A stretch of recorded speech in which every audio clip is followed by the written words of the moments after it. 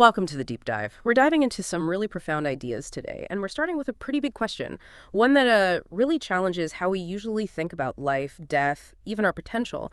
What if ancient wisdom held a secret?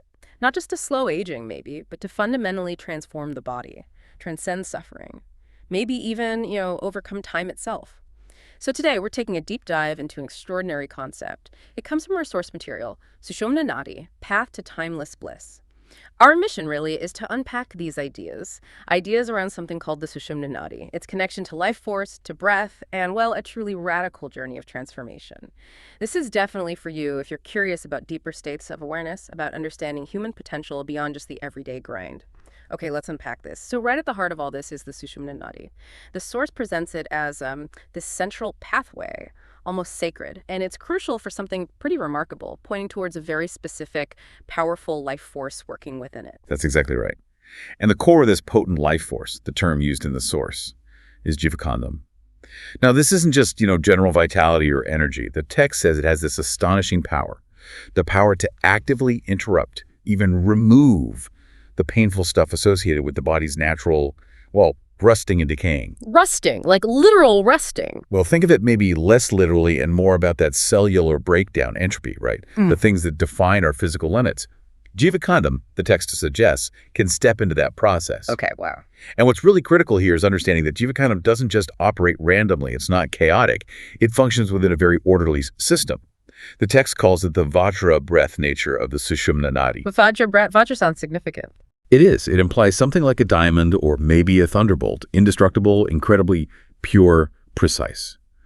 So this Vajra breath nature isn't just any breathing. It's described as this extraordinarily refined, focused, stable pattern of breath, of a direct channel for 𝐸𝐴. And there's another layer. This whole process, this intricate system, operates in deep union with what's called the peaceful state of the soul, or Atma.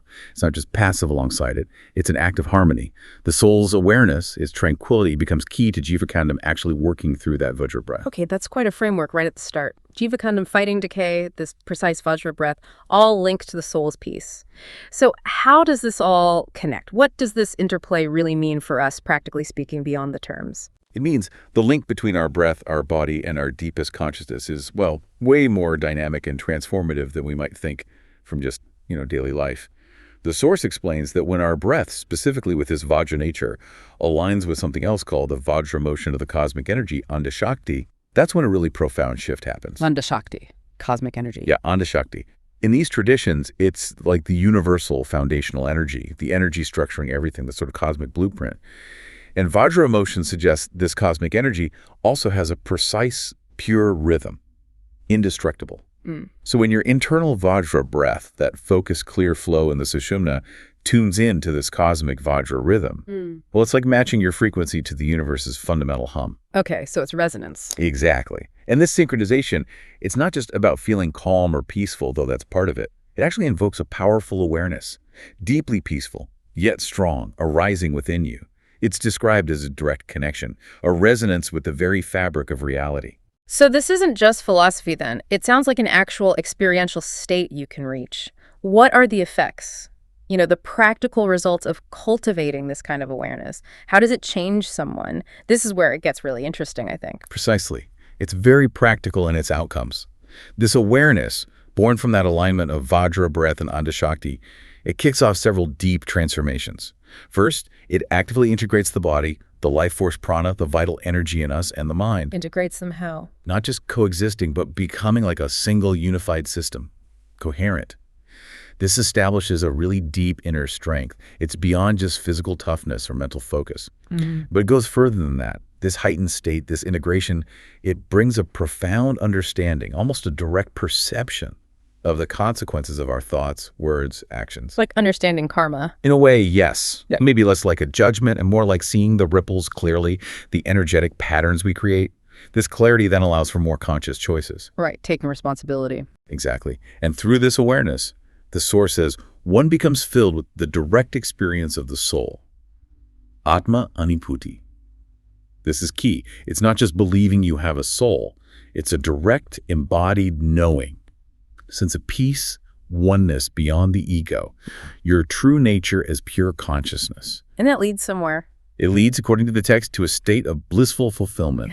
And crucially, it says, this state is free from the cycles of death and rebirth. Liberation, escaping samsara. That's the implication, Yeah. the ultimate goal in many of these traditions. And there's one more thing.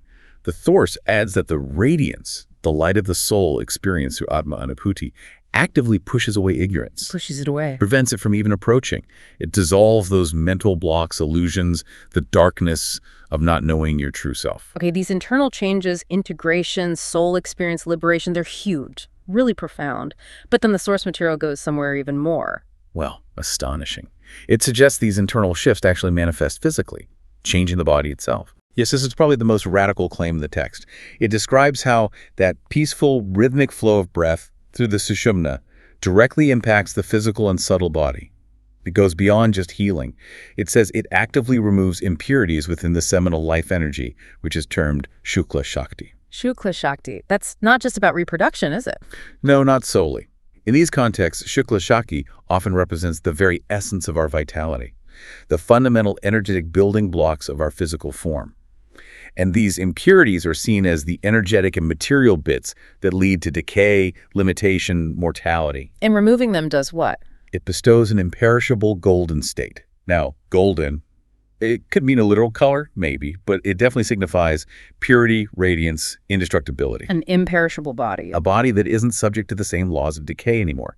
And crucially, the text states this process halts the formation of the impure body, the pun noodle. Pun noodle. That's our normal mortal body. That seems to be the implication, the decaying form we usually identify with. Yeah. And instead of that, it transforms this impure body into a golden body, a pun noodle. And get this, by generating cells of light. Cells of light. Seriously? That's the phrase used. It suggests a fundamental restructuring, right down to the cellular level, where the body's components aren't just material anymore, but expressions of pure, luminous energy. That's mind-bending. It completely challenges biology as we know it. It does. It's not just slowing aging. It's describing a transcendence of the physical form as we understand it, becoming something radiant, maybe even eternal. A golden body made of cells of light. It's an incredible image. What else does the source say about this? What does it mean to have such a body? Well, what's really fascinating here is that this physical transformation, this incredible shift, isn't presented as the final goal in itself. It serves a higher purpose. It connects directly to liberation from, well, from time as we know it. Liberation from time. Exactly. The source says that as a direct result of achieving this golden body, the time-bound existence, the one trapped in the wheel of time, the Kala Chakra, is liberated. The Kala Chakra, like the cycle of birth, death, the clock ticking. Precisely. That relentless linear march of time, birth, growth, decay, death. The cycle governed by temporal limits. Liberation here doesn't mean time stops existing, necessarily. Right. But it means you transcend its hold on you. So you're not bound by it anymore. That's the idea. You become immersed in what the text calls the timeless event of supreme peace. This sounds like more than just calm. It suggests experiencing reality differently, maybe non-linearly, where past, present, future aren't so rigid. Wow. And you're freed from the anxieties, the limitations that come from living purely in linear time. It's an immersion in this deep, unchanging peace that exists sort of outside the stream of moments. Okay, so we've gone from interrupting decay to this Vajra breath to experiencing the soul to a body of light and now transcending time itself. These are immense concepts. It really makes you wonder, is this all just theory? Or did these ancient texts offer any kind of, practical path? How would someone actually engage with this? That's the crucial question, isn't it? And yes, thankfully, the source material doesn't leave it purely philosophical. It explicitly states that the actual meditative techniques needed, the ones to activate the breath through the Sushumna Nadi in this specific way, they've been passed down. They have? Where? They were graciously imparted and documented by Thirumoolar. He's a huge figure in Siddha and yoga traditions. The techniques are found in several verses of his sacred work, the Thirumantram. It's known for its deep insights into this kind of, physical and spiritual alchemy. Theorem. Okay. So while the concepts might sound almost mythical, there's ancient written guidance on the how-to. It suggests this is a path of practice, not just belief. We've certainly taken a profound journey today. Exploring these ideas from the source, Jiva Kondam, that life force fighting decay, Right, and the Vajra breath aligning with cosmic energy. leading to Atma Anuphuti, that direct soul experience. And then the really startling part, the transformation into a golden body, the pawn noodle, made of cells of light. Ultimately leading to liberation from the Kala Chakra, the wheel of time, finding that timeless peace.